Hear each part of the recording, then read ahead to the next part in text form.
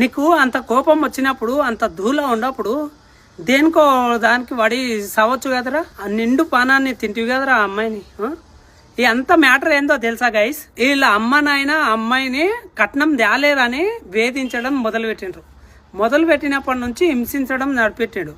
ఆ అమ్మాయి ఖాళీ లేటుకు వచ్చినందుకో ఏమో తాళం తీయలేదు అంతే. వీడు రెచ్చిపోయి తలకాయ మీద ఓడితే అమ్మాయి స్పాట్ డెడ్ అయిపోయింది, చచ్చిపోయింది ఆమె. అసలు